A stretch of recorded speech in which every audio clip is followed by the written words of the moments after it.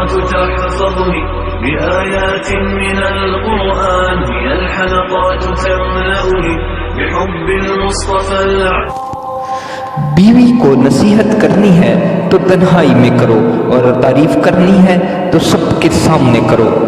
لوگوں کے سامنے اس کا مذاق اڑاتے ہیں، لوگوں کے سامنے بے عزت کرتے ہیں اور ڈانٹ پلا دیتے ہیں۔ اپنے طور پر تو وہ اچھے بن جاتے ہیں، دوسروں کو تاثر یہ مل جاتا ہے کہ دیکھو گھر میں میرا کتنا کنٹرول ہے۔ بہن کے سامنے بیوی کو ڈانٹ پلا دی، ماں کے سامنے بیوی کو ڈانٹ دیا، اور ماں کی نظر میں بڑے اچھے بن گئے کہ ہاں ہمارا بیٹا تو گھر میں بہت کنٹرول رکھتا ہے۔ بہن کہتی ہے کہ میرے بھائی کا تو گھر میں بہت کنٹرول ہے۔ یوں وہ اپنی ماں بہن کی نظر میں بڑے اچھے بن گئے، مگر حقیقتاً اپنی بیوی کی نظر میں انہوں نے اپنے وقار کو صفر بنا دیا، اس لیے کہ ہر ایک کی اپنی عزت نفس ہوتی ہے۔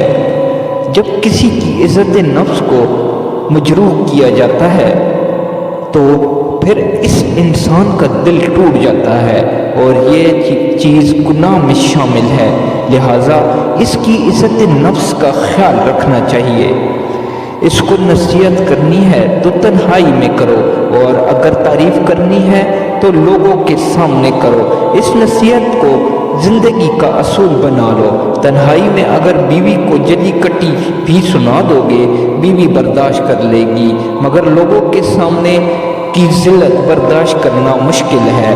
اس لیے یہ بات ذہن میں رکھیں کہ بیوی کو دوسروں کے سامنے کبھی اس طرح تنقید کا نشانہ نہ بنائیں۔ وہ زندگی کی ساتھی ہے۔ تھوڑا وقت جو دونوں کو علیحدگی میں ملتا ہے، اس میں ایک دوسرے کو سمجھا دو جو سمجھانا ہے۔